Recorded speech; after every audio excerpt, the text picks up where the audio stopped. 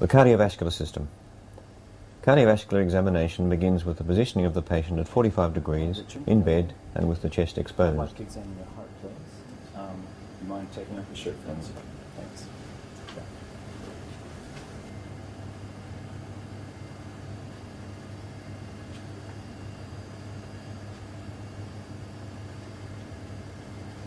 It is vital to stand back and make a general inspection, looking for dyspnea, cyanosis, an intravenous line, an ECG monitor, and so on.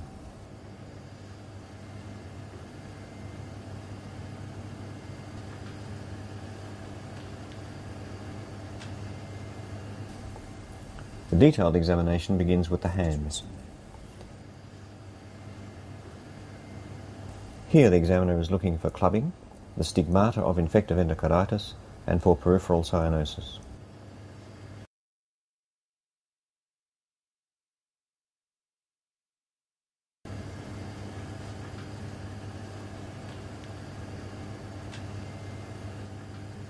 Okay, thank you. Just relax there.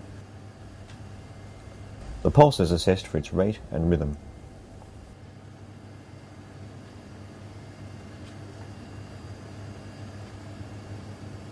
And I'm also going to feel the pulse in the top of your thigh. Radiofemoral delay may be relevant only if there's a history of hypertension.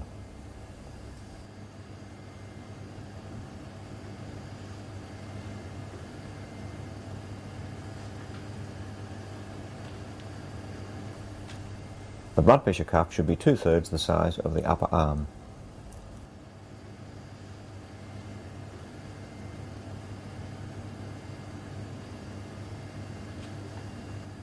Just relax your arm for me.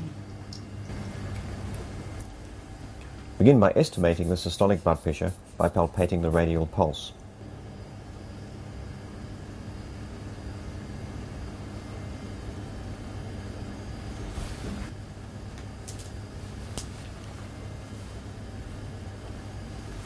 Then the diaphragm of the stethoscope is placed between the lower edge of the cuff and the brachial artery, and the cuff is pumped up again.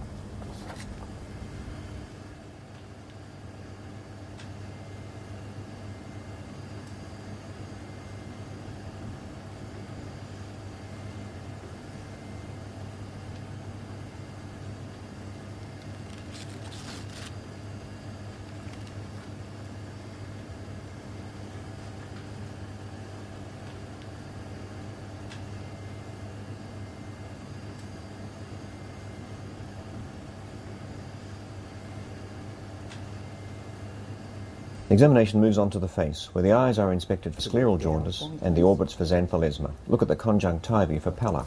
Loss of the normal contrast between the anterior erythematous conjunctiva and the posterior pearly white appearance is a reliable sign of anemia.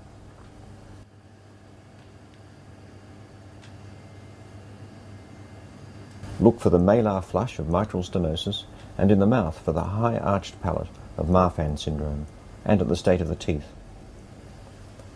Now the important cardiovascular signs found in the neck are assessed. And relax your neck back.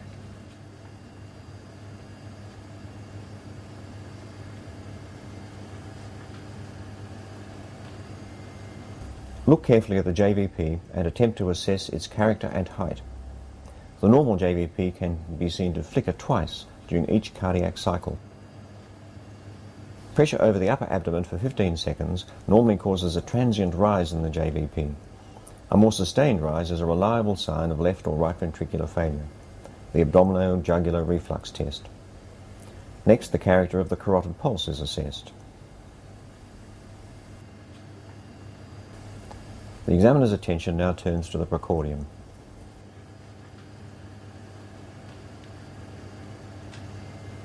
Move your arm. Look for scars, pacemakers, and chest deformity. The apex beat may be visible. The examiner now begins palpation of the chest. This usually starts with an attempt to feel the apex beat, establish its position, that is, where it is in relation to the midclavicular line and which interspace it is in, and to make an assessment of its character. It is worth spending some time on this important part of the examination.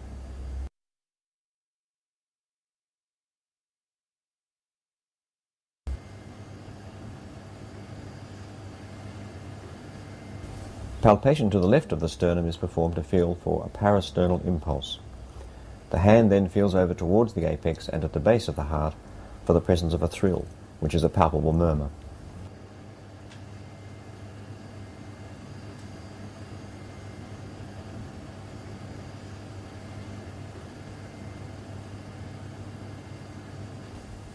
Auscultation is usually begun at the apex, with the bell of the stethoscope, and then with the diaphragm.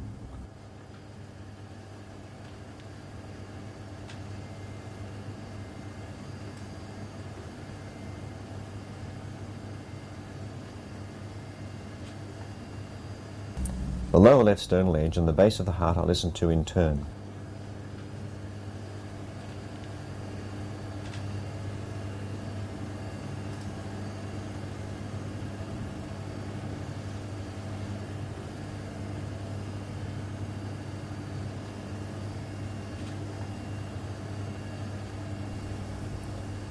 If there is a systolic murmur, listen over the carotids to find out if it is conducted there or if there is a carotid bruit present.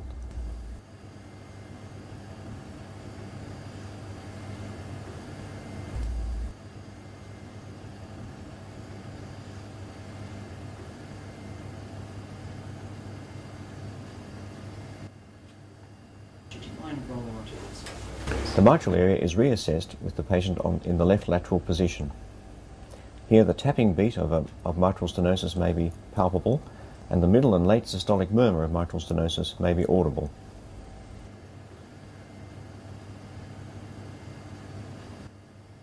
Thank you. Could you sit forward for me? Feel the base of the heart when the patient is sitting up for the presence of a systolic thrill. In some cases, for example, if hypertrophic cardiomyopathy is suspected, dynamic auscultation may be indicated.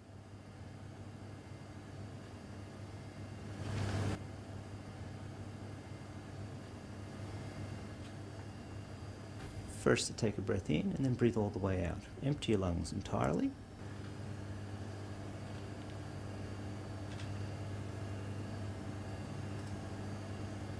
When I've got my stethoscope in place, to take a deep breath in, pinch your nose shut and then try to force the air out so as it pops your ears, okay?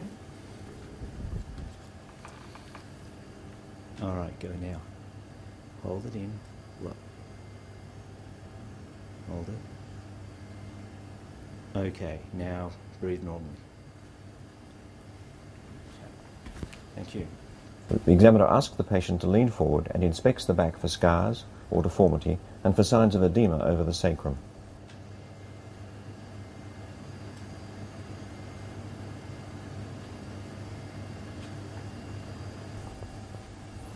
Percussion of the lower lung fields may reveal a pleural effusion, and auscultation, the inspiratory crackles that occur in patients with heart failure. So take a deep breath in and out.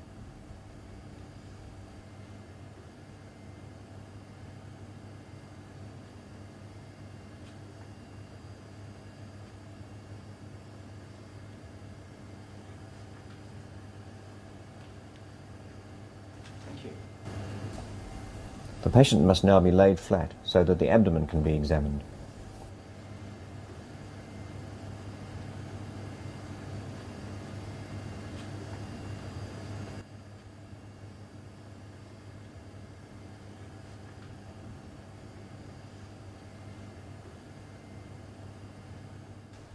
Comfortable like that? The liver is felt with the right hand as the patient breathes in. A pulsatile liver is a reliable sign of tricuspid regurgitation. If endocarditis is suspected, the examiner should feel for the spleen. The examination concludes with an assessment of the legs.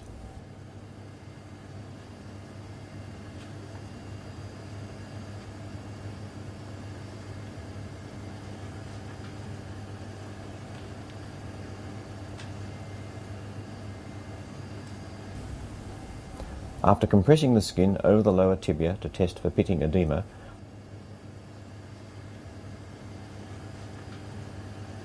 the examiner feels the dorsalis pedis and posterior tibial pulses on each side.